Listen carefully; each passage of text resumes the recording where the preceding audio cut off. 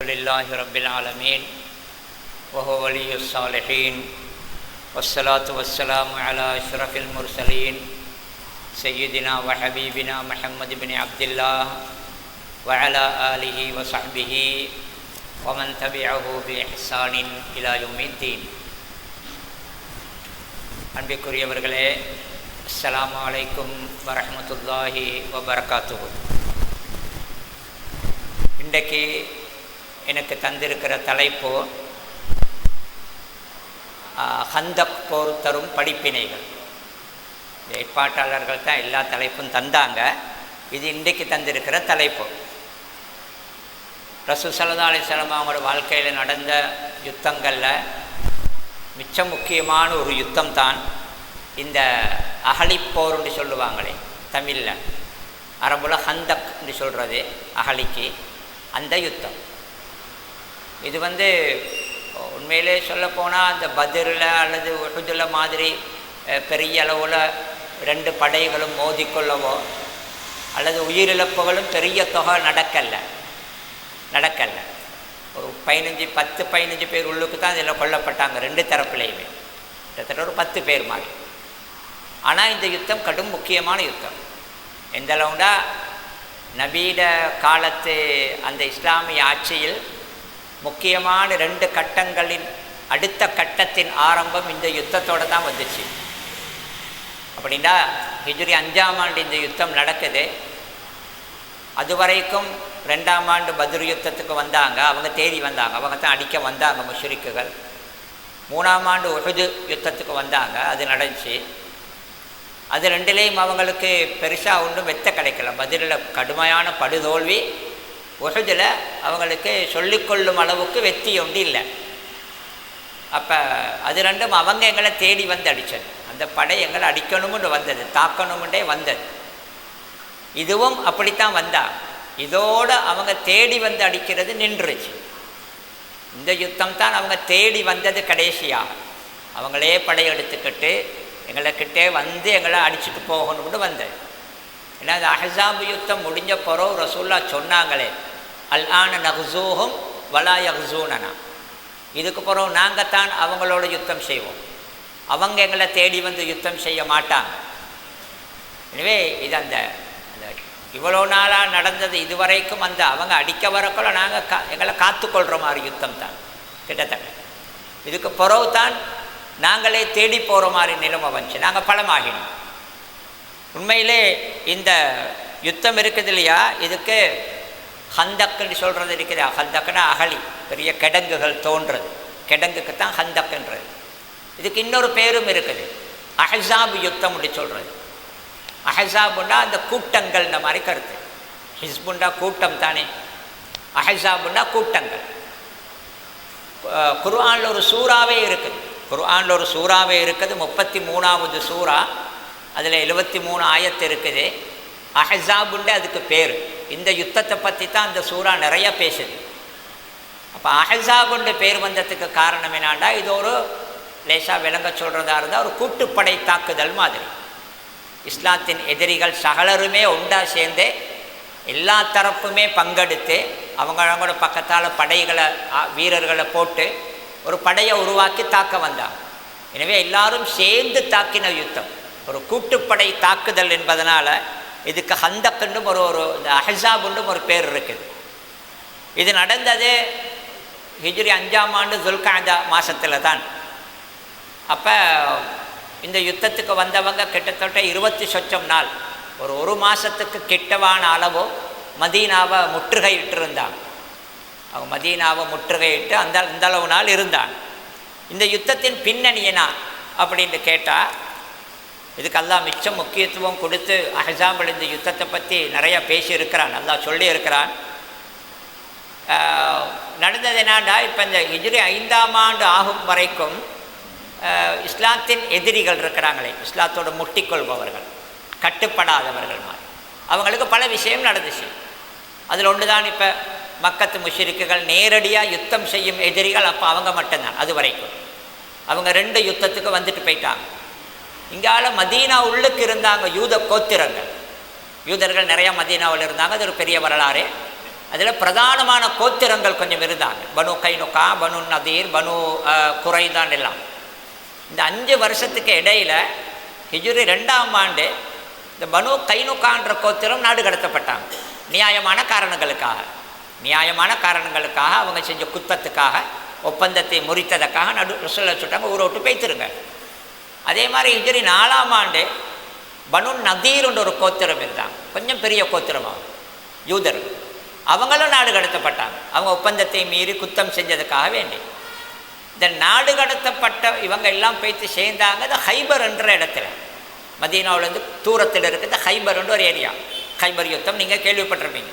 அது ஹிஜ்ரி 7ஆம் ஆண்டு நடந்துச்சு. அங்கே யூதர்கள் இருந்தாங்க. அது யூதர்களுடைய ஏரியா தானே. ஆனால் அவங்களால நேரடியாக முஸ்லீம்களுக்கு எந்த பாதிப்பும் இருக்கல, ஒன்றுமில்லை. அவங்களோட பாட்டுக்கு அவங்க இருந்தாங்கன்னு மாதிரி. இந்த இங்கேருந்து போனவங்க அங்கே போய்த்து நாடு கடத்தப்பட்டவங்க இருக்கிறாங்களே, இவங்க அங்கே போய்த்து சேர்ந்த போகிறோம். இவங்க அங்கே உள்ளவங்களையும் அஷடாக்க தொடங்கினாங்க. தெரியுமா உங்களுக்கு? அவங்க சும்மா இருந்தவங்களையும் இவங்க குழப்பி எடுத்தாங்க. இப்படி பார்த்து கொண்டிருக்கலாம், பாருங்களேன், எங்களை விரட்டிட்டாங்க, அப்படி மட்டும் நிற்கல.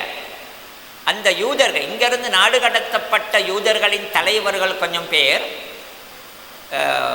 மக்காவுக்கு போனாங்க. ஏன்னா அவங்களுக்கு நல்லா தெரியும், மக்கத்து முஷ்ரிக்குகள் வந்து இஸ்லாத்தின் கடுமையான எதிரிகள். அங்கே குரைஷ் கோத்திரம் இருக்குது, பெரிய கோத்திரம். ஹத்தஃபான் என்ற ஒரு பெரிய கோத்திரம் இருக்குது. அங்கிட்டு போனால் ஹவாசின் இருக்குது. பெரிய பெரிய கோத்திரங்கள் இருக்கிற ஏரியா. அவங்க எல்லாருமே இஸ்லாத்தோட கடும் எதிரும். அப்போ இந்த யூதர்கள் நாடு கடத்தப்பட்டவங்க அங்கேருந்து போய் இந்த குரைஷிகள் ஹத்தஃபான் போன்ற பெரிய கோத்திரங்களை சந்தித்து அவங்களோட பேச்சுவார்த்தை நடத்தினாங்க. இஸ்லாம் அடுத்தடுத்து இப்போ முஸ்லீம்கள் முன்னேறிக்கிட்டு வராங்க, பலமாகிக்கிட்டு வராங்க. எனவே நாங்கள் தனித்தனியே இவங்களோட மோதுறது கஷ்டம்.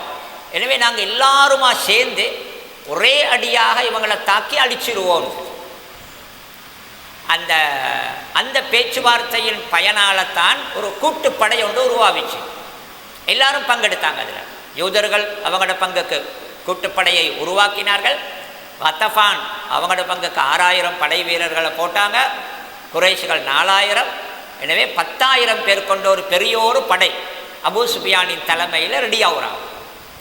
அதைத்தான் ரசூலுல்லாஹ் சொன்னாங்களே, இந்த யுத்தத்தில் சொன்னாங்களே, அரபிகள் எல்லோருமா சேர்ந்து எங்களை அடிக்க ரெடியாகி இருக்கிறாங்க. இந்த முறை அடிக்க கிடைக்காட்டி இதுக்கு முறை இவங்களுக்கு அடிக்கலாம். அதுதான் ரசூலுல்லாஹ் சொன்னாங்கல்ல, நான் சுகுமலாயாக சொல்லலாம், இதுக்கு முறை எங்களை அடிக்க நினச்சி பார்க்க மாட்டாங்க. இதுக்கு மேலே அவங்களுக்கு ரெடியாக இயலாது. இந்த பெரிய படையோடு வந்தே தோத்து போன பிறகு மறுவா வரமாட்டாங்க. எனவே அந்தளவு பெரிய படையொன்றை உருவாக்கி எல்லாம் முடிஞ்சு அவங்க எந்த அளவுனா அந்த படையுடைய எண்ணிக்கை மதீனாவில் இருக்கிற, அவங்க மதீனாவை தான் வராங்க, தேடி வராங்க. மதீனாவுக்கே வந்து அடிச்சுட்டு தாக்கிட்டு போகிறது தான் வராங்க. மதீனாவில் இருக்கிற அந்த பெரிய ஆம்பளைகள் மட்டுமில்லை, அந்த படை வீரர்கள் வாங்க, சோல்ஜர்ஸ் மாதிரி, ஆம்பளை பொம்பளை சின்ன புள்ள குழந்தை எல்லாத்த சேர்த்தாலும் 10,000 பேர் இல்லை மதீனாவில். எனவே மதீனாவில் இருக்கும் குழந்தைகள் உட்பட அவ்வளவு பேரை விட பெரியோர் தொகை வாராங்க. எனவே அவங்க மட்டும் வர்ற வரத்தில் அப்படியே நேரடியாக வந்து மதீனாவை தாக்கினா தாக்கு பிடிக்கிறது லேசி இல்லை, பெரிய ஒரு படம் வந்துச்சு. ஆனால் அல்லாஹ் இதுவரைக்கும் சந்திக்காத படை. ஆனால் அவ்வளவு பெரிய படையை அல்லாஹ் தஆலா யுத்தம் செய்யாமல் வெத்த வைத்தாள். அதுதான் அல்லாஹ்வோட வல்லமைங்கிறது, அல்லாஹ்வோட உதவிங்கிறது. இப்போ ரசூலுல்லாஹ்வுக்கு கேள்விப்படுது, இப்படித்தான் ஒரு பெரிய படை ஒன்று அங்கேருந்து மூவ் ஆகுது, மதீனாவை நோக்கி வராங்க, எல்லாருமே சேர்ந்து ரெடியாக இருக்கிறாங்கன்னு கூட ரசூலுல்லாஹ் டக்குன்னு பார்த்தாங்க. இப்போது ஒரு அவசர நிலை. இப்போ நாங்கள் என்ன சரி செஞ்சோலும் இதுக்கு கிட்டத்தட்ட மக்காவிலேருந்து புறப்பட்டால் ஒரு கிழமையில் மாறி படம் வந்துடும். கூடினா ஒரு 10 நாளில் வந்துடுவாங்க. அந்தளவு ஒரு சாதாரணமாக படையின் நகர்வை கொஞ்சம் மெதுவு தானே, ஸ்லோ, தனியால் வார மாதிரி இல்லை. எப்படியோ ஒரு 8-10 நாள் உள்ளுக்கு மதீனாவுக்கு வந்து சேர்ந்துருவாங்க. நாங்கள் சும்மா வசக்க பார்த்து யோசிச்சு சும்மா பார்த்து கொண்டிருக்கல, உடனே அவசரமாக என்ன சரி செய்யணும். அப்புறம் ரசூலுல்லாஹ் டக்குன்னு ஒரு ஆலோசனை கூட்டம் ஒன்று நடத்தினாங்க. நாங்கள் என்ன செய்கிறது, இப்படியே எனக்கு உளவு பகுதிகளால் எனக்கு தகவல் வந்து இருக்குது, இப்படி வாராங்கன்னு தகவல். எனவே நாங்கள் என்ன பண்ணலாம், அந்த ஆலோசனையில் முடிவெடுத்தாங்க, மதீனாவில் அகழி தோண்டுவதா. அதில் தான் இந்த அகழி தோன்ற இது வந்தது. அகழினா பெரிய கிடங்கு தோன்றது. வாரவங்க வர்ற வேகத்தில் அப்படியே வந்து உள்ளுக்கு பூரையில் அவங்களுக்கு உள்ளுக்கு போகையில் பெரிய கிடங்கு ஆழமாக இருக்கிற நான் சொல்கிறேன். அதை தாண்டி அவங்களுக்கு வர்றது கஷ்டம். அப்படி கிடங்கை தோண்டி வச்சா வந்தவங்க எல்லையில் நின்றுருவாங்க. அப்போ நாங்கள் உள்ளுக்கு இருப்போம், அவங்க வெளியேத்தான் இருப்பாங்க அப்படி நிப்பாட்டுறது. இது ஒரு யுத்த உத்தி. அப்போ இதில் ஒரு பிரபலமான செய்தியோடு சொல்லுவாங்க, ரசூலுல்லாஹ் இதில் ஆலோசனை கேட்கக்கொள்ள என்ன செய்கிறது இப்போ அப்படின்றக்கொள்ள சல்மானுல் ஃபாரிசி உண்மையிலே அப்போ இஸ்லாத்துக்கு வந்திருந்தார். அவர் பாரசீகத்தால், சல்மான் ரதியல்லாஹு அவங்க பாரசீகத்தால், பெர்சியன். அவர் ஈரான் ஈராக் பகுதியால், அரபியல் அவர் அசல்ல. அப்போ அவர் இந்த ஆலோசனை கூட்டத்தில் பாரசீகர்களுடைய ஒரு யுத்த உத்தி ஒன்றை சொன்னதா. அவர் சொன்னார், யார சொல்லலாம், எங்கட ஊர்கள் என்ன தெரியுமா செய்கிற, இப்படின்னா எதிரிகள் பெரிய தொகையானா எங்களோட ஊரை தாக்க வந்தால் நாங்கள் பெரிய கிடம் கொண்டு தோண்டிடுவோம். அப்போ அவங்களுக்கு அதை தாண்டி வரையலாம், அதுக்கிட்ட நின்று பார்த்துட்டு ஏழாம போக்கில் போயிடுவாங்க அப்படின்ற மாதிரி. எனவே சல்மான் இந்த யோசனையை சொல்லி, சல்மானின் யோசனைப்படித்தான் ரசூலுல்லாஹ் இந்த அகலியை தோண்டினேன் என்று பிரபலமாக சொல்லுவாங்க. ஏன்னா அது ஒரு பெர்சியன் பாரசீக டெக்னிக் கொண்டு தான் இது அடிப்படையில். ஆனால் சல்மான் ரதியல்லாஹுதான் இந்த யோசனையை சொன்னார்கள் என்பது ஆதாரபூர்வமாக வரல, பிரபலமாக சொல்லப்படுது. இருக்கலாம், சொல்ல தெரியாது, ஆனால் உறுதியான செய்தி அல்ல. எப்படியோ அகழி தோண்டுவதான மஷூராவில் ஆலோசனையில் முடிவெடுக்கப்படுது. முடிவெடுக்கப்பட்டால் இப்போ இந்த அகழி தோண்டணும். அகழினா சும்மா தண்ணியோடுற கான் மாதிரி தோன்றல, இது தோண்டணும் அகலமாக. ஒருவர் வேகமாக குதிரையில் வந்து குதிரை பாயிரத்துக்கு இயலாத அளவுக்கு அகலமாக இருக்கணும். அப்போ தானே வரமாட்டாங்க, இல்லாட்டி தானே நாங்கள் சும்மா லேசாக ஒரு 2 அடி தோண்டி வச்சா தானே சும்மா தாண்டி வந்துட்டு போயிட்டுருவாங்களே. அடுத்த ஆழமாக இருக்கணும், இறங்கினா டக்குன்னு மேலே ஏற இல்லாத மாதிரி இருக்கணும். அப்போ ஆழமாக இருக்கணும், அகலமாக இருக்கணும். அடுத்தது குறிப்பிட்ட காலத்தொலைக்கு இது முடியணும். சும்மா எங்களோட ஊர்களில் சும்மா இந்த அரசாங்கத்தால் பாலம் கட்டுற மாதிரி சும்மா அப்படி தோன்ற கொஞ்சம் வைக்கிற ஒரு மாதத்துக்கு அதெல்லாம் செய்யலாது. அவங்க வர்றதுக்கு இடையில் இது முடியணும். கட்டுமையான கூதல் காலம், இந்த காலம் கட்டுமையான கூதல் காலம். அப்போ இந்த வேலையை இப்போ இது பெரிய ஒரு வேலை. அடுத்தது எங்கே தோன்ற, இப்போ நிறைய பேர் நினைக்கிறது இந்த அகழியுத்தம் எதிரிகள் தாக்க வந்த பொழுது மதீனாவுக்கு சூழ அகழி தோண்டினாங்கன்ற கொல, மதீனாவுக்கு சூழ ரவுனுக்கு முழுக்க தோண்டினேன். அப்படி முழுக்க தோண்டல்ல வைக்க, அப்படி முழுக்க தோண்டல்ல. இன்றைக்கும் அந்த மதீனாக்களுக்கு போகிறவங்களுக்கு தெரியும், அந்த 7 பள்ளிகள் சொல்லி ஒரு ஏரியா கொண்டு போயிட்டு காட்டுவாங்க. ஹந்தக் தோண்டின ஏரியா தான் அது. இப்போ அதெல்லாம் இல்லை, எல்லாம் மூடிப்பட்டுட்டு அது மதீனா ஃபுல்லாக இல்லை. எனவே மதீனாவை நடுவில் வைத்து மதீனாவுக்கு சூழ தோண்டல்ல. ஏன் தோண்டல்லன்னா, மதீனாவுக்கு முழுக்க தோண்ட தேவையில்லைன்னா மதீனா நிலம் இருக்குது, அது ஒரு ஆச்சரியமான ஒரு ஒரு நிலப்பரப்பு, அது புவியியல் அமைப்பு. அதில் ஒரு பக்கத்தில் ஒரே ஏரியாவில் இருக்குது எல்லை பகுதியில் கரடு முரடான கருங்கல், இப்போ போனாலும் பார்க்கலாம், கருங்கல் ஏரியாக்கள் இருக்கும், கரடு முரடான கருங்கல் ஏரியாக்கள்.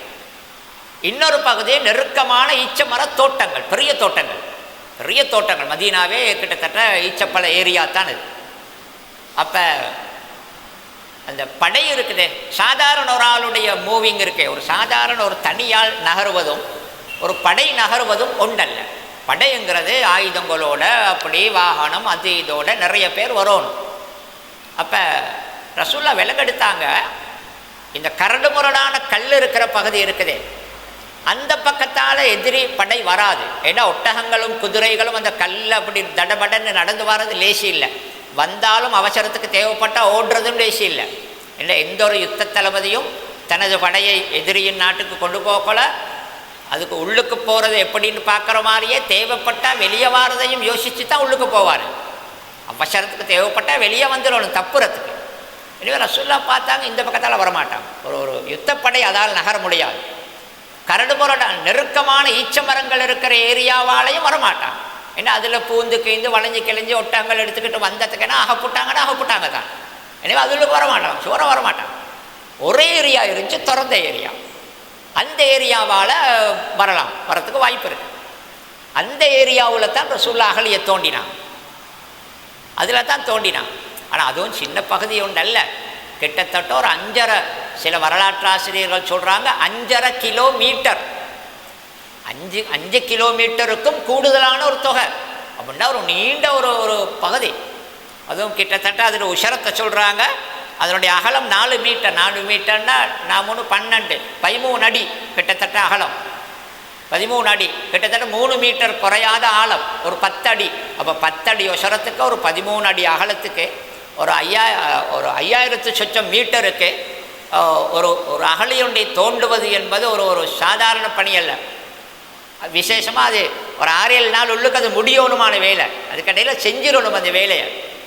நீங்கள் தான் உங்களுக்கு பார்க்கலாம் ரசூலுல்லாஹ்வோட அந்த ஆச்சரியமான அந்த ஆளுமைன்னு சொல்லுவாங்களே நபியில, அந்த வழிகாட்டலும் அந்த அந்த தலைமைத்துவம் இருக்குதே, திட்டமிடுறது மட்டும் இல்லை, அதை அமுல்படுத்துறது அது ஆக முக்கியமே. திட்டங்கள் கிட்டத்தட்ட யாருக்கும் நிறையா போடலானுங்க, அமுல்படுத்துறது இப்போ ஷார்ட் பீரியட் ஒன்று தான் இருக்குது. பெரிய வேலை, கடுமையான கூதல், சாப்பாட்டுக்கும் கொஞ்சம் எல்லோரும் பொழுதுங்களை வச்சுக்கொண்டு எல்லாருமே இங்கே குழி தோண்டக்குள்ள தின்னணுமே. அப்போ அதுக்கு சாப்பாட்டு சப்ளை லேசி இல்லை. ரசூலுல்லாஹ் இதுக்கு அழகாக ஒரு திட்டம் ஒன்று போட்டாங்க. அதை பார்க்கலாம் உங்களுக்கு. ரசூலுல்லாஹ் அந்த அகழி தோண்டும் பொழுது ரசூலுல்லாஹ் போட்ட அந்த திட்டமும் அந்த திட்டத்தை அமுல்படுத்தினதும், அதில் ரசூலுல்லாஹ் நடந்து கொண்ட அந்த முன்மாதிரித்தனமும், அந்த ரசூலுல்லாஹ் சஹாபாக்களோட அந்த மன தைரியத்தை எப்படி பாதுகாத்தாங்கன்றது. முதலாவது ரசூலுல்லாஹ் என்ன செஞ்சாங்கன்னா, அந்த பெரிய ஏரியா தானே சும்மா தோண்டுகன்றிருந்தால் நடக்காதே.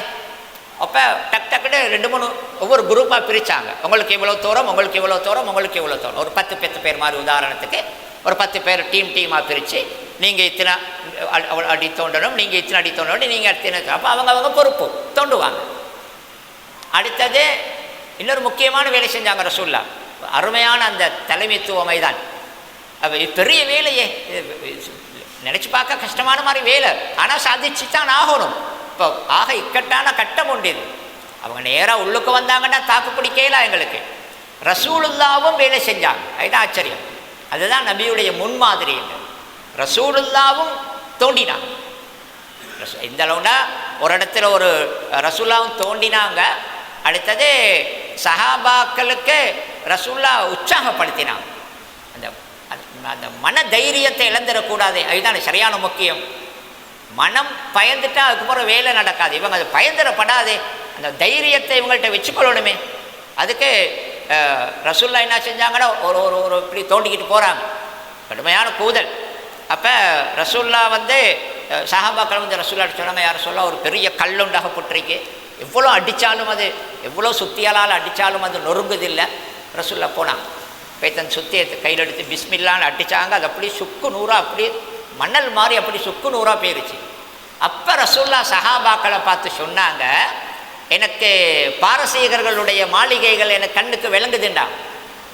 இன்னொரு கல்லுக்கு அல்லது அந்த கல்லுக்கு இன்னொரு அடி அடிச்சுட்டு சொன்னாங்க, இன்னொரு கல்லுக்கு வேணுமோ, எனக்கு மதாயினுடைய அந்த பகுதியெல்லாம் கண்ணுக்கு விளங்குதுண்டா. இப்போ ரசூலுல்லாஹ் சஹாபாக்களுக்கு இதில் என்ன சொன்னாங்கண்டா, இக்கட்டான ஒரு கட்டம், நாளைக்கு உசுறு தப்புமான்னு எங்களுக்கு தெரியாது, அவ்வளவு பெரிய படை வருது, நாங்கள் கொஞ்சம் பேர் இருக்கிறோம். அந்த நேரத்திலும் ரசூலுல்லாஹ் சஹாபாக்களுக்கு எதிர்காலத்தை பற்றி நம்பிக்கையை தான் கொடுத்தாங்க. நீங்கள் பயப்படுவானா, இந்த இவ்வளவு இக்கட்டிலும் கூட எனக்கு பாரசீகம் விளங்குது, அதெல்லாம் என்னை கைக்கு வரும், நாங்கள் அங்கெல்லாம் போவோம், யாராலும் வீழ்த்த முடியாதுன்னு இருக்கிற பெரிய சாம்ராஜ்யங்கள் நாங்கள் வீழ்த்துவோம், இஸ்லாத்துக்கு அதெல்லாம் கட்டுப்படும். அந்த நம்பிக்கை அந்த அந்த சந்தோஷத்தை கொடுத்தாங்க சஹாபாக்கள். ரசூலுல்லாஹ் அப்படி அடுத்த முன்மாதிரியாக நடந்தாங்க. அவங்கள சும்மா சொல்லி போட்டு சும்மா உட்கார்ந்திருக்கல, அவங்க களத்தில் இறங்கி வேலை செஞ்சாங்க. அந்த நேரத்தில் சில அற்புதங்கள் நடந்துச்சு. இப்போ அந்த கல் உடைஞ்சது அற்புதம், அந்த கல் உடைஞ்சது உண்மையிலே அற்புதம். ஆனால் ரசூலுல்லாஹ் எல்லாத்தையுமே அற்புதத்தில் நடத்த போகலை. வாழ்க்கையை ரசூலுல்லாஹ் எங்களுக்கு ஒரு சிறந்த முன்மாதிரி தானே. ரசூலுல்லாவுக்கு வேணும்டா இதெல்லாத்தையும் அற்புதத்திலே முடிச்சிட இருந்துச்சு.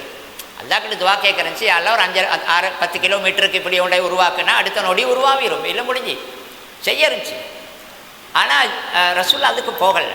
ரசூலுல்லாஹ் எல்லாத்தையும் ப்ராக்டிக்கலுக்குள்ள இயல்பான முறையில் தான் எங்களை காட்டி தந்தாங்க. ஹிஜ்ரத்து நடந்து தான் போனாங்க, ஒட்டகத்தில் தான் போனாங்க, பறந்து போக இருந்துச்சு, ரசூலுல்லாஹ் போகலை. ரசூலுல்லாஹ் பத்ரில் யுத்தம் செஞ்சாங்க, உஹதில் அடிபட்டாங்க, பல்லுடைஞ்சிச்சு. எதிரிகளை மலக்குமார்களை கொண்டு மாத்திரமே யாரெல்லாம் அழிச்சு போட்டுன்னு சொல்லலை. ரசூலுல்லாஹ் ப்ராக்டிக்கல் வாழ்க்கையை தான் எங்களுக்கு அற்புதம் நடக்கணும். ஏன்னா நபி சில நேரம் தேவைப்படும் அற்புதம், ஆனால் அற்புதத்தையே வாழ்க்கையாக்கல்ல. சில அவுளியாக்களோட வாழ்க்கையை கேட்கக்கொள்ள அதில் அந்த நார்மலாக ஒன்றும் இல்லைன்னு தான் நினைக்கிறேன். எல்லாமே அற்புதம், தின்றது அற்புதம், அற்புதம், போகிறது அற்புதம், பாரவது அற்புதம், அப்படி மாதிரி. அப்போ ரசூலுல்லாஹ் இயல்பில் தான் எங்களுக்கு முன்மாதிரி பண்ணினாங்க. ஆனால் அற்புதங்கள் நடந்துச்சு. இது நடந்துச்சு. அந்த அந்த இது கொஞ்சம் பெரிய யுத்தம். இது நான் முடிச்சிடுறேன், இந்த டைம் உள்ளுக்க முடியுமானாலோ. அந்த ஹந்தக்கு தோண்டக்கல ஒரு பக்கத்தில் கூதல், கட்டுமையான கூதல் காலம். மதீனத்துகளில் இருந்தவங்களுக்கு தெரியும் கூதல்கள். கூதல்னா கூதல் தானே, கூதல்னா கூதலேன்னு மாறித்தான், அது எங்களோட ஒரு கூதல் மாதிரி இல்லை அது. அப்போ கட்டுமையான கூதல். அங்கால இவங்களுக்கு சாப்பாடும் பிரச்சனை. 2,000-3,000 பேர் குழி தோன்ற வேலையில் ஈடுபடக்கொள்ள. அப்போ ஃபுல் டே நாள் முழுக்க வேலையை இப்போ அடுத்தடுத்து. அப்போ அவங்களுக்கு சாப்பாடு சப்ளைங்கிறது ஒரு பெரிய வேலை. 2,000-3,000 பேருக்கு சாப்பாடு கொடுக்கணும். இப்போ சாப்பாடும் தின்ன இல்லை. சஹாபாக்கள் சில பேர் வந்து பௌத்த எப்படிங்கனாக்கி காட்டினாங்க. கல் கூழ் தானே, அந்த கூழ் கல்லை கட்டினா அந்த பௌத்தில் அந்த சூட்டுக்கு கொஞ்சம் அடங்கும் அந்த பசியில். இது கல் கட்டியிருந்தான், கட்டி கொண்டு வேலை செஞ்சான். டைமுக்கு தின்ன இல்லை, தின்றதுக்கு சாப்பாடு கிட்டத்தட்ட குறவு. அப்போ ஒரு அற்புதம் நடந்துச்சு. ஆனால் ரசூலுல்லாஹ் எல்லா சாப்பாட்டையும் அற்புதத்தில் கொடுக்கல. ஜாபிர் வந்து சொன்னார் ரலியல்லாஹு அன்ஹு, சஹீஹான ஹதீஸ் வருது. அவருக்கும் சரி கவலை, ரசூலுல்லாஹும் பசியோடு வேலை செய்கிறாங்க இருக்கிறாங்க அப்படின்ட்டு. அபூபக்கர் எல்லாம் பசியில் இருக்கிறாங்களேன்னு வீட்டுக்கு போய்த்து பஞ்சாயத்து கேட்டார். என்ன சரி இருக்குதா அப்படின்னு சொன்னால், கொஞ்சம் இந்த ரொட்டிமா பிணைஞ்சிருக்கிற, கொஞ்சம் இறைச்சிக்கறி ஆக்கியிருக்கிறேன்னு போல் அவர் ரசூலுல்லாஹ் கிட்ட வந்து ரகசியமாக சொன்னார். யார் சொல்ல, வீட்டுக்கு வாங்க கொஞ்சம் லேசாக சரி சாப்பிட்டுட்டு வரையணும். அப்போ ரசூலுல்லாஹ் உடனே அறிவிச்சாங்க, ஜாபீர் வீட்டில் சாப்பாடுண்டு. ஜாபீர் வீட்டில் சாப்பாடாக வாங்க போவோம்ண்டு.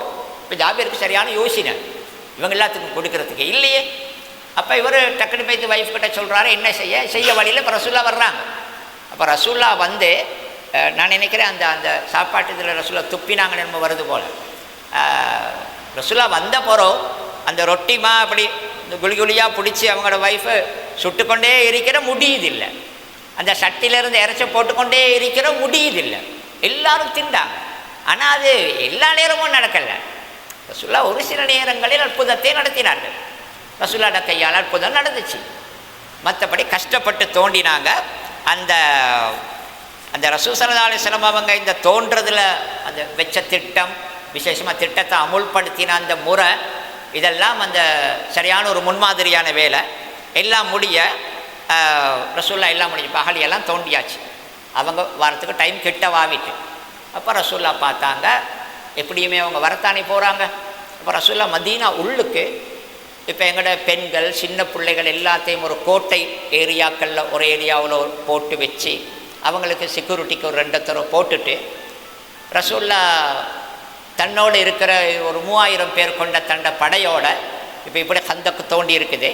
அந்த பக்கத்துலேருந்து அவங்க அந்த பக்கத்தில் அவங்க வரப்போகிறாங்க. மதீனாவில் சல்ன்னு ஒரு மலை இருக்குது, இப்பயும் அந்த மலை இருக்குது, அந்த மலையோட பகுதியில் இப்பயும் இருக்குது. அப்போ அந்த மலை அடிவாரத்து பகுதியில் ரசூலுல்லாஹ் இப்படி படையோடு நின்று கொண்டாங்க. அப்போ நடுவில் ஹந்தக் இருக்குது, அங்கிட்டால அவங்க வந்தால் வருவாங்க. இப்படியே நாங்கள் பெரிய குழியை தோண்டிட்டோன்னு போயிட்டு வீட்டில் படுக்க இயலாதே, சும்மா தூங்க இயலாதே, வரமாட்டாங்க. அவன் தான் வருவான், மண்ணை நிறச்சி ஏறி வந்துடுவானே, அல்லது எதை சரி ஏனிகள் என்ன சரி செஞ்சு தராப்பையை செஞ்சு பல்லக்கில்ல வச்சு ஏறிடுவானே. இப்போ நாங்கள் இங்கிட்டு நிற்கணும். பெரிய குழியொண்டு தோண்டினத்துக்கேனா வந்த வேகத்தில் அவங்களுக்கு உள்ளுக்கு வரையலாம். ஆனால் நாங்கள் இந்த பக்கம் நிற்கணும். அவங்க யாராவது பாஞ்சு கிஞ்சி வர பார்க்குற ஏற பார்க்குற போக்கால் அவங்கள அடித்து நாங்கள் விரட்டணும். இப்போ எனவே இந்த பக்கத்தில் ரசூலுல்லாஹ் 3000 பேர் கொண்ட ஒரு படையோடு நெடுப்பத்துக்கு ரசூலுல்லாஹ் அப்படி வச்சு நிப்பாட்டிட்டாங்க. எதிரிப்படையும் வந்தால், எதிரிப்படை வந்தது வந்து இதை எதிர்பார்க்கல அவங்களுக்கு இது ஷாக்கு. அவங்கள பொறுத்தவரையில் இது எதிர்பார்க்காத ஒரு டெக்னிக். இது அவங்க நினைக்கல எப்படி நடக்கும். அவங்க நினைச்சா நாங்கள் 10,000 பேர் போகிறோம், நேரடியாகவே போவோம், போனால் படாரன்னு அடித்து முடிச்சிடலாம், வந்துடலாம்ன்ற மாதிரி. அப்போ வந்து பார்த்தா உள்ளுக்கு வைத்து கொள்ள இயலாத அளவுக்கு அகழி பிரமாக தோண்டப்பட்டிருக்கு.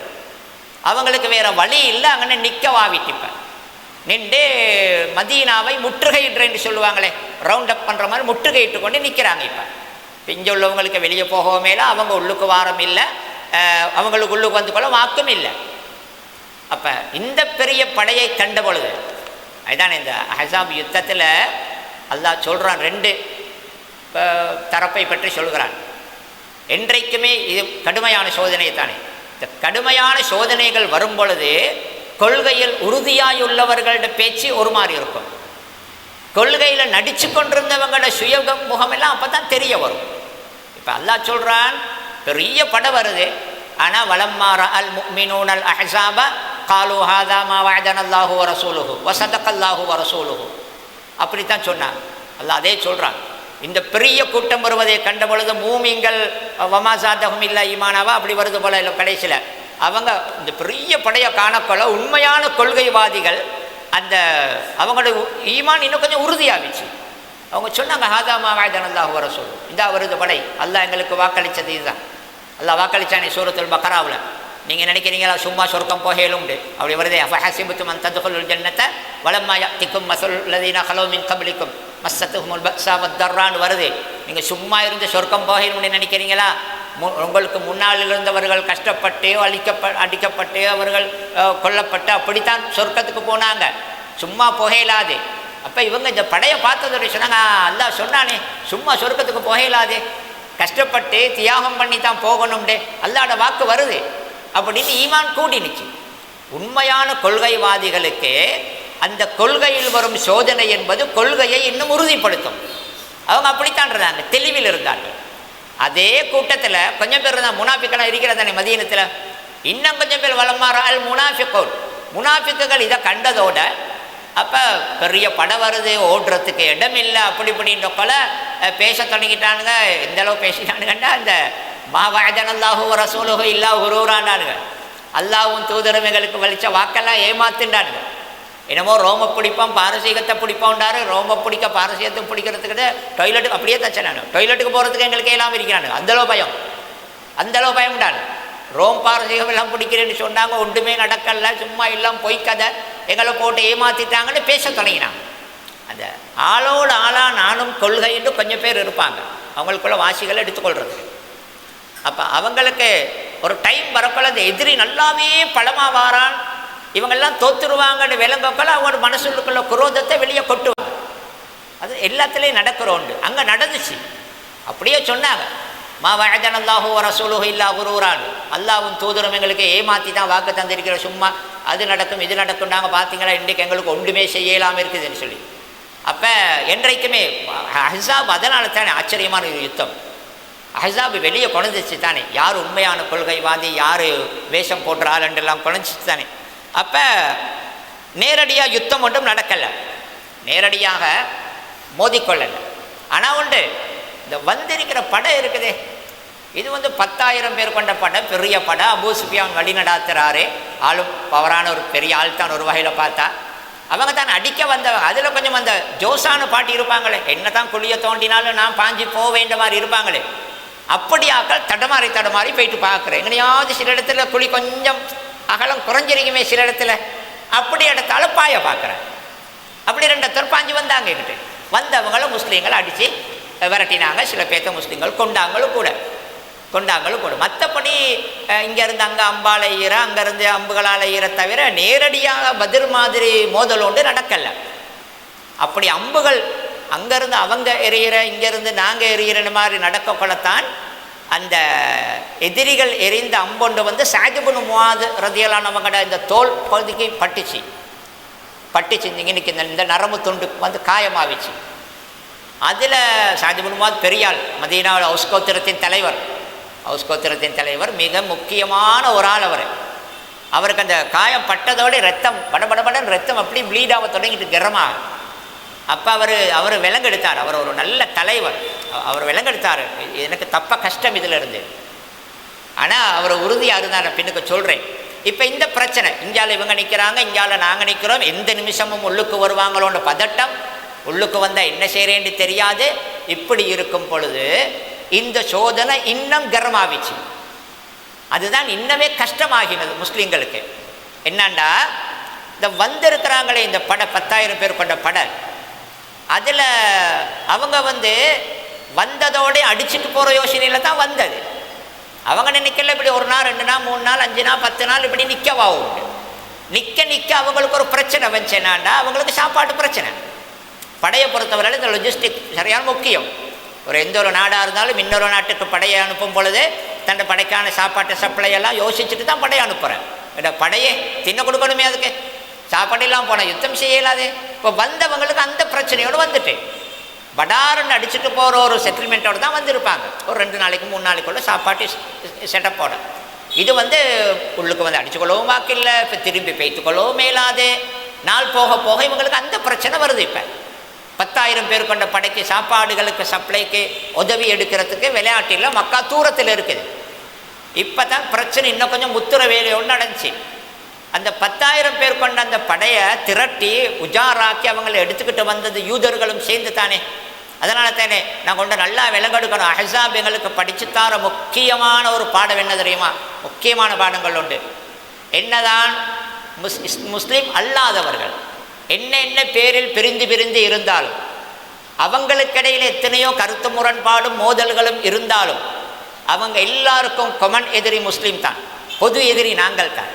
எங்களை அடிக்கிற நேரத்தில் அவங்களுக்கு இடையில் உள்ள குரோதம் எல்லாம் மறந்து சேர்ந்துருவாங்க. இப்போ நல்லா யோசிச்சு பாருங்கள், இதில் யூதர்கள் வந்திருந்தாங்க.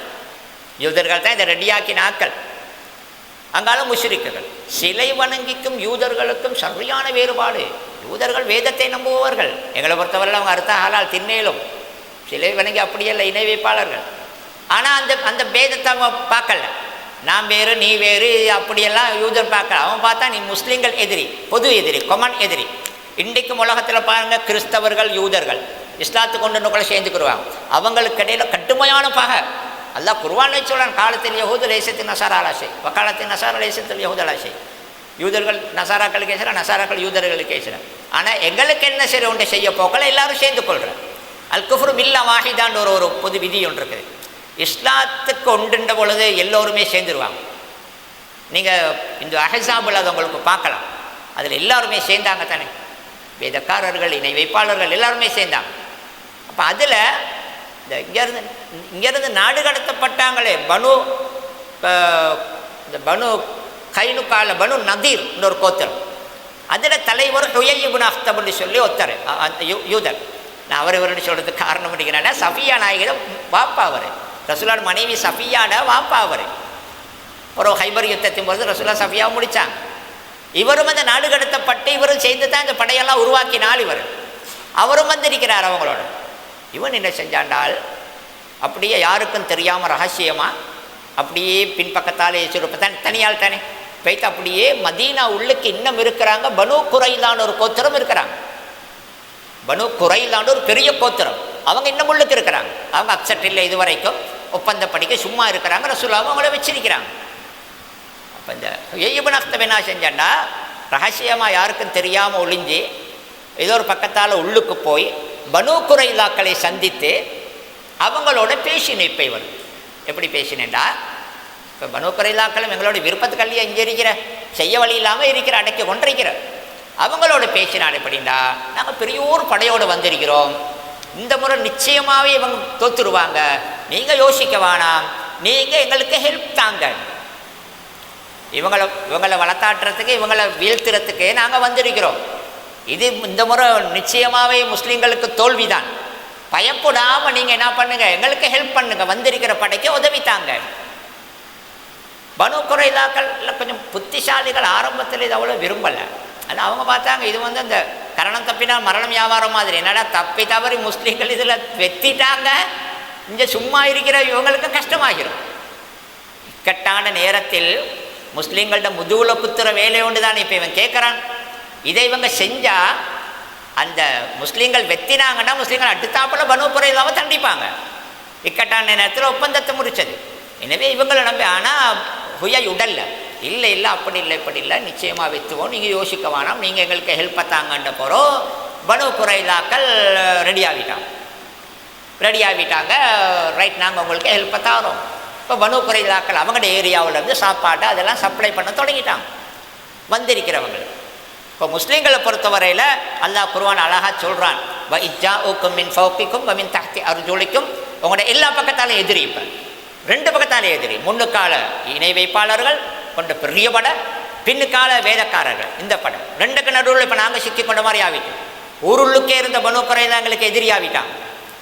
இது சாகத்தில் குலூப் அப்சார் வபலகத்தில் குலூபுல் ஹனாஜர். அல்ல எப்படி சொல்கிறான்டா, அந்த அந்த பயம் எப்படி வந்துச்சுன்னா, தேச பயம் இல்லையே. இந்த பக்கத்தால் பெரிய ஒரு படை, சரிதான் எப்படியாவது இவங்களை சமாளிப்போம்ன்றப்போ அந்த பக்கத்தால் உள்ளுக்குள்ளவர்களே எங்களுக்கு விரோதியாக மாறிட்டாங்க. இப்போ உள்ளுக்குள்ளவர்கள் விரோதியாக மாறினதோட பெரிய ஒரு சிக்கல் ஒன்று இருக்கேனாண்டா, இப்போ எங்களோட பொம்பளைகள் சின்ன பிள்ளை குழந்தைகள்லாம் நாங்கள் வச்சுட்டு வந்திருக்கிறோம். இப்போ அவங்களுக்கு அடிக்க லேசி, எங்களோட குழந்தை பிள்ளைகளை எங்களை பொம்பளைகளை கொள்ள பிடிக்கலாம் அவங்களுக்கு லேசி. ஆனால் எங்களுக்கு அங்கே ஓடையலாம்.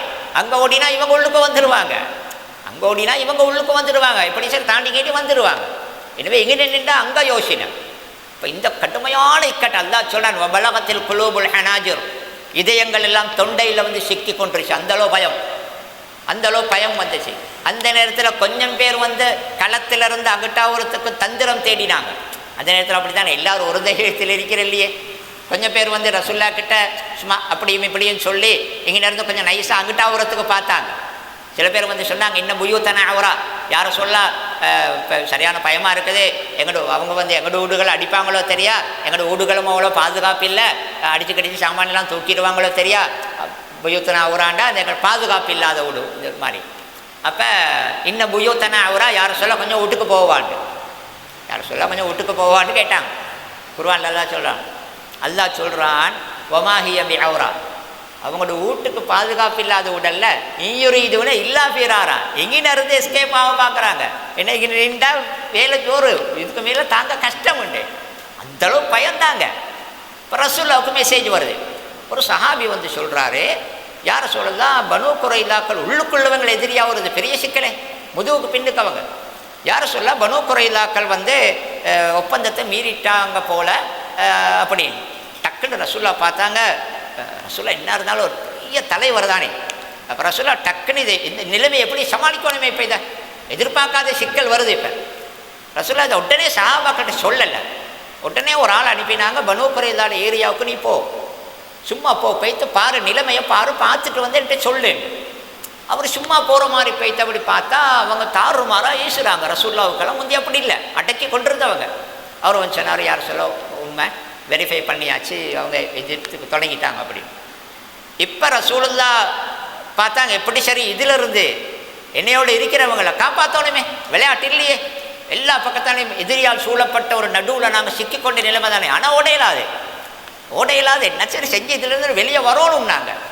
அப்போ ரசூல்லா ஒன்று துவா கேட்டாங்க, நிறைய துவா கேட்டாங்க. அதில் தான் அது வருது, அந்த குனூத்து நேரமெல்லாம் ஓதுவாங்களே, அல்லாஹும்ம முன்சிலல் கிதாப் சரியல் ஹிசாப் ஹிசிமில் அஹிசாப்ன்றெல்லாம் ரசூல்லா துவா கேட்டாங்க. அல்லாஹ் கிட்ட கிஞ்சினா இந்த கூட்டங்களை நீ தோக்கடின்னு சொல்லி. அதுக்கப்புறம் ரசூல்லா ஒரு யோசனை ஒன்று எடுத்தாங்க. எப்படின்னா, எப்படி சரி இந்த தலைவரே ரசூல்லா தலைவருங்கிற அமைப்பில் இப்போ ரசூலுல்லாஹ்வோட தைரியம் ஆச்சரியமானது, யாரோடையும் எத்தனை 100 பேரோடையும் மோதும் நபி அது இல்லை. ஆனால் எந்த தனி தைரியத்தை வச்சு வேலை செய்யலாது, என்னையும் நம்பி ஒரு பெரிய கூட்டம் இருக்கிறாங்க, அவங்கள இதிலிருந்து காப்பாற்றணுமே, அதுக்கு என்ன சரி ஒரு உத்தியோடு செய்யணும், என்ன சரி ஒரு தந்திரமோடு செய்யணும் மாதிரி. அப்போ ரசூலுல்லாஹ் யோசித்தாங்க, இந்த கூட்டுப்படை இருக்குது என்றைக்குமே நாங்கள் விலையும் கொள்ளணும்.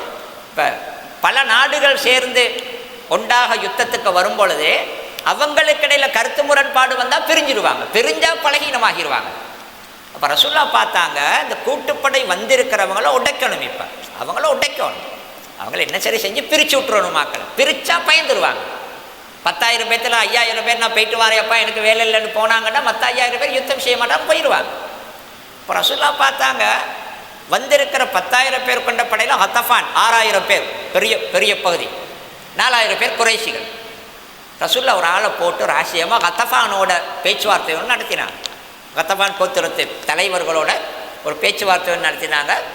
இது பயத்துக்கல்ல, இது யுத்த தந்திரம். யுத்தம் தான் அப்படித்தான், எதிரியை என்னத்தை சரி செஞ்சு அவனை என்னத்தை சரி செஞ்சு ஏமாற்றி சரி அவனை பலகீனப்படுத்துறது கொண்டு தான் யுத்தம்ங்கிறது. ரசூலுல்லாஹ் அந்த ஹத்தஃபான் கோத்திரத்தோட ஒரு பேச்சுவார்த்தை ஒன்று நடத்தினாங்க ரகசியமாக. நீங்கள் இந்த கூட்டுப்படையிலேருந்து நீங்கள் விட்ரா பண்ணி கொண்டு போய்த்துருங்க. அப்படி போனால் மதீனத்தில் விளையிற ஈச்சப்பழம் இருக்குது, மதீனா பெரிய ஈச்சப்பழம் ஊர், பெரிய ஈச்சப்பழம் விளைச்சல், இதில் 3இல் 1 பகுதியை நான் உங்களுக்கு சும்மா தருவேன்.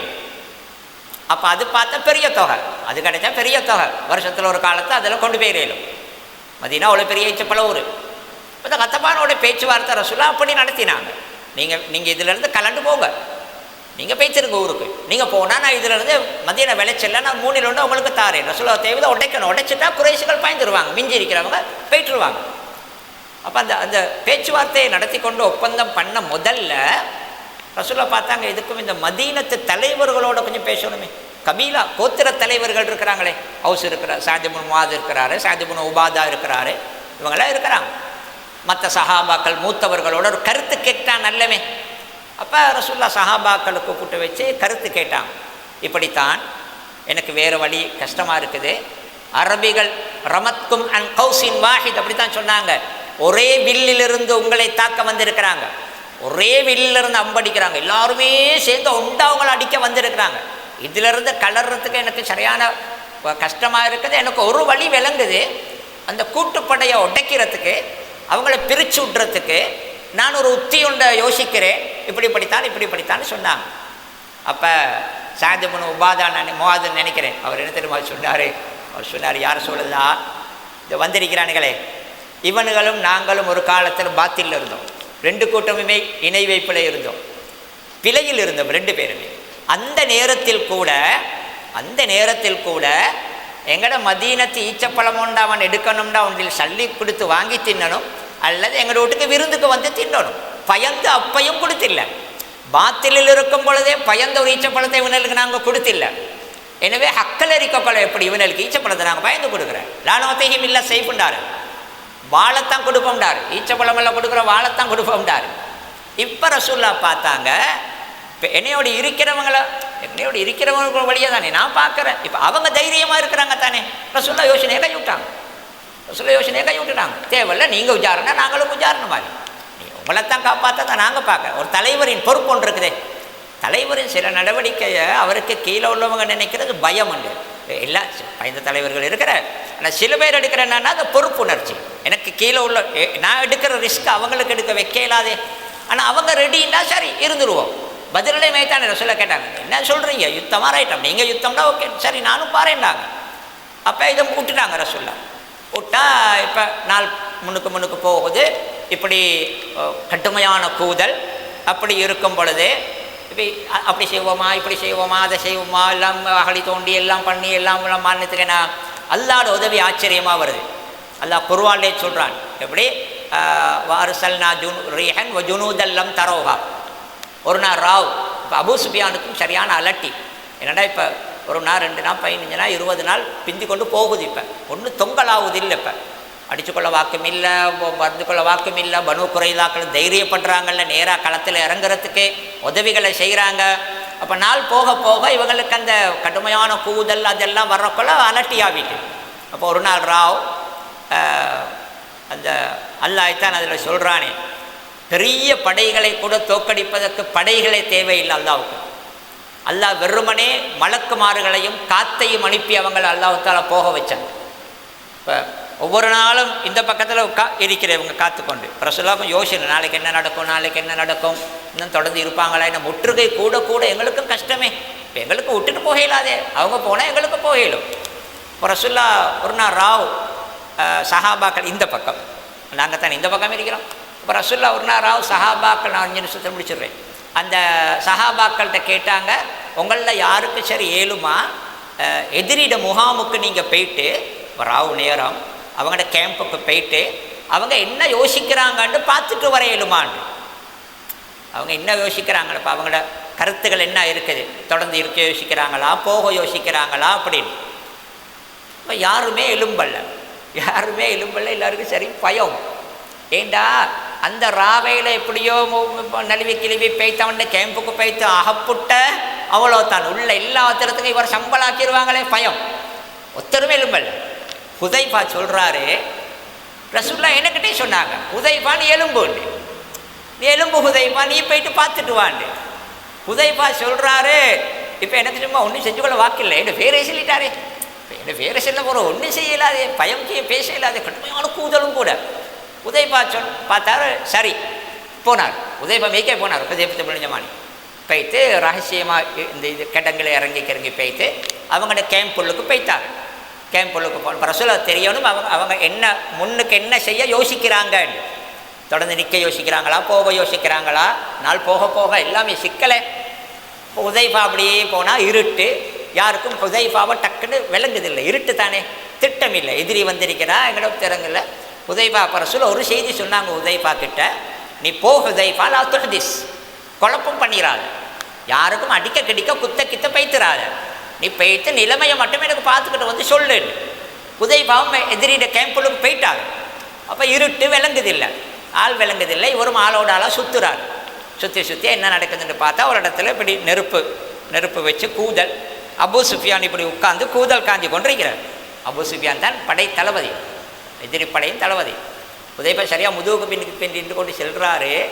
எனக்கு லேசாக அபூ சுஃபியானுக்கு தெரிஞ்சு, ஆனால் ரசூல்லா என்கிட்ட சொன்னாங்க, நீ ஒன்றும் குழப்பிடாத, நீ ஒத்த போனால் வேலை குழம்பிடுமே, பெரிய பிரச்சனையாகிடும். அப்போ ஹுதைஃபா பிசாம இருந்துட்டார். பிசாம இருந்து சுற்றி கொண்டிருக்கோக்கல அபூ சுஃபியானும் ஒரு பெரிய தலைவர் தானே, ஆள் நல்ல ஒரு புத்திசாலி. அப்போ அபூ சுஃபியான் அப்படியே இருந்துட்டு கொஞ்ச நேரத்தில் சொல்கிறாரு கேம்பில், எல்லாரும் இருங்க, எல்லாரும் உட்காருங்க, நான் ஒரு விஷயம் கொண்டு பேச போகிறேன் அப்படின்னு. பேச போகிறேன்னு என்னமோ ஒரு முக்கியமான முடிவுண்டு இவர் பேச போகிறார். இவங்கள்ட்ட பேச போனால் இப்போ எல்லோரும் உட்கார்ந்த போகிறோம். இப்போ அபூ சுஃபியானுக்கும் ஒரு மனசுள்ளுக்க சந்தேகம், எதிரிப்படையில் உளவாளிகள் இதுள்ளுக்கு வந்திருப்பாங்களோ தெரியாது. இதுதானே நடக்கும் தானே, இங்கே ஆள் போட்டு அவங்கள பார்ப்பாங்க, அங்கால போட்டு இவங்கள பார்ப்பாங்க. அவள் அபூ சுஃபியானுக்கு கன்ஃபார்ம் பண்ணிக்கொள்ளணும், எதிரிப்படையின் உளவாளிகள் யாரும் இங்கே இல்லை, எங்கட ஆக்கள் மட்டும்தான் இருக்கிறாங்க. அதை வெரிஃபை பண்ணிக்கிட்டு தான் இவர் முடிவை சொல்ல போகிறார். என்ன வெக்கமே, சொல்ல போகிற முடிவு வெக்கம், இப்போ திரும்பி போகிற முடிவை தான் சொல்ல போகிறார். அப்போ அபூ சுஃபியான் டக்குன்னு சென்ன பேச முதல்ல எல்லாரும் அவட அடுத்தாப்புல உட்கார்ந்துருக்கிறவட கையை பிடிச்சி யாருன்னு கேளுங்க பார்க்க, உங்களுக்கு விளங்க மாதிரி டக்குன்னு கிட்டெல்லாம் பிடிச்சி இருட்டு தானே யாருன்னு கேட்க சொல்லி ஹுதைஃபா சொல்கிறாரு, என்னக்கிட்ட உள்ளவன் என்கிட்ட கேட்கும் போதால நான் அவன்கிட்ட கையை பிடிச்சி கேட்டேன், நீ யாருன்னு. என்கிட்ட உள்ளவன் என்கிட்ட கேட்கும் போதல்ல நான் கேட்டேன், நீ யார். அப்போ அவன் என்கிட்ட கேட்க மாட்டான், அவன் நினச்சி கொண்டிருக்கிறான் அவன் தாள் நான் நின்று. அப்பா அபூ சுஃபியான் அதுக்கப்புறம் பேசினேன். அப்பா அபூ சுஃபியான் சொல்கிறார், இதுக்கு மேலே தாக்கு பிடிக்க இல்லாது, நாளை காலையில் நான்டா போகிறதுக்கு முடிவு பண்ணிட்டேன், நாங்கள் பேய்த்துருவோம். அந்தளவு தாக்கி பிடிக்க இல்லாத அளவுக்கு எல்லாம் அனுப்பி நான் காத்துண்டா, சாதாரண காத்தல்ல, அவங்களோட அந்த அவங்களோட டென்ட்டெல்லாம் உடைச்சிக்கிட்டு சட்டி முட்டியெல்லாம் உருட்டிக்கிட்டு காற்று எல்லாம் மலக்குமார்களை அனுப்பினான். அந்த டென்ட்டுகள்ட அந்த தூண்களை எல்லாம் மலக்குமார்கள் பிடிச்சி ஆட்டினாங்க. அந்த இதில் நல்லாவே பயந்துட்டாங்க. அப்போ மறுநாள் காலையில் போகிறதாக முடிவு. இவ்வளவு பெரிய படை என்ன நடக்குமோ, நாளைக்கு உள்ளுக்கு வருவாங்களோ அப்படின்னு படை வந்து போகிறதுக்கு முடிவு. ஹுதைஃபா டக்குன்னு செய்தி எடுத்துக்கிட்டு வரார். டக்குன்னு அதே மாதிரி ரகசியமாக வந்து அவர் சொல்லார், அதை பார்க்க போல் நீங்கள் பார்க்கலாம், ரசூலுல்லாஹ் இவ்வளோ கஷ்டப்பட்டுருக்கிறாங்க. ஹுதைஃபா வாரார், அந்த மெசேஜ் எடுத்துக்கிட்டு வாரார். சந்தோஷமான செய்தி தானே, காலையிலலாம் போகிறாங்க, வேலை முடிய போகுது. இப்போ அப்போ வந்து பார்த்தா அவர் சொல்கிறாரு, நான் அடுத்த பக்கம் நான் வாரேன். இந்த இது ஹந்தக்கில் ஒரு இடத்துல ரசூலுல்லாஹ் ஒரு விரிப்பை விரித்து தொழுது கொண்டிருக்கிறாங்க. அந்த கூதலில் அந்த இரவில் ரசூலுல்லாஹ் தொழுது கொண்டிருக்கிறாங்க. நான் பார்த்தேன் ரசூலுல்லாஹ் தொழுகிறாங்க.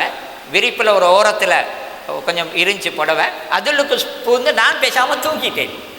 ரசூலுல்லாஹ் தொழுது முடிஞ்ச என்னை எழுப்பாட்டினாங்க. நௌமான் அப்படித்தான் எழுப்பானாங்க, யா நௌமான் என்னப்பா தூங்குறா எலும்போல். நான் எழும்பி சொன்னேன், யாரை சொல்லலாம் போகிறதுக்கு முடிவு எடுத்துட்டான். அல்லாஹ் குர்ஆனில் சொல்கிறான், அழகான ஒரு செய்தி சொல்கிறான். இதில் மலக்குமாரை அனுப்பினோம், காற்றை அனுப்பினோம், வக்கஃபல்லாஹுல் முஃமினீனல் கிதால். இது அஹ்ஸாபில் தான் வருது. யுத்தம் செய்ய அல்லாஹ் வைக்கல, மூமின்களுக்கு அல்லாஹ் தஆலா யுத்தம் செய்கிற வேலையை வைக்கல.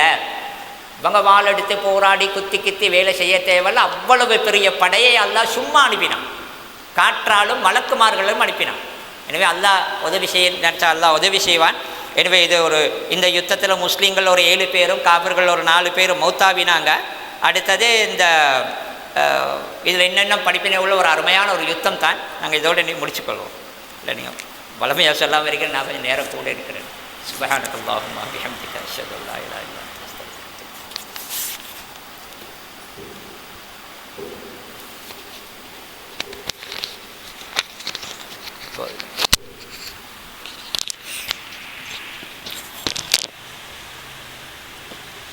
அஸ்ஸலாமு அலைக்கும். அந்த யுத்தம் சம்பந்தமான தெளிவுகளை நாங்கள் பெற்றுக்கொண்டோம் இந்த அமர்விலே. விசேஷமாக ஸல்லல்லாஹு அலைஹி வஸல்லம் அவர்கள் இதேபோன்று சஹாபாக்கள் இஸ்லாத்தை பாதுகாப்பதற்காக வேண்டி, இஸ்லாம் எங்களுடைய கைகளிலே கிடைக்க வேண்டும் என்பதற்காக வேண்டி இவ்வளவு சிரமப்பட்டிருக்கின்றார்கள் என்பதை நாங்கள் இந்த சம்பவத்தின் மூலமாக அறிந்திருக்கின்றோம். ஆனால் இஸ்லாம் இப்போது எங்களுடைய கைகளிலே இருக்கின்றது. ஆனால் அந்த இஸ்லாம் கை நல்விப்பட்டு கொண்டிருக்கின்றது. இவ்வளவு கஷ்டப்பட்டு, இவ்வளவு துன்பப்பட்டு, அர்ப்பணிப்புகள் செய்து, தியாகங்கள் செய்து பாதுகாக்கப்பட்ட அந்த இஸ்லாம் தான் எங்களுடைய கைகளிலே இருக்கின்றது. எனவே நாங்கள் மறந்துவிடக்கூடாது என்பதுதான் இந்த யுத்தங்களின் மூலமாக நாங்கள் இந்த வரலாறை படிக்கும்போது எடுக்கக்கூடிய மிக முக்கியமான படிப்பினை என்பதை நாங்கள் மறந்துவிடக்கூடாது. இன்றைய கேள்வி, ஒரு சஹாபி அவருடைய பெயர் குறிப்பிடப்பட்டது. நான் அந்த கேள்வி அதில் சஹாபிய பேர் அல்ல கேள்வி. அதாவது ஒரு கட்டத்திலே ஒரு அம்பு அவருடைய தோளிலே பட்டு ஷோல்டர்லே பட்டு காயப்பட்ட அந்த சஹாபி சாது பின் முஆதுன்னு நான் நினைக்கின்றேன். அந்த சஹாபி ஒரு கோத்திரத்தை தலைவராக இருந்தார். அந்த எந்த கோத்திரம்? ஹவுஸ். சரியான விடை.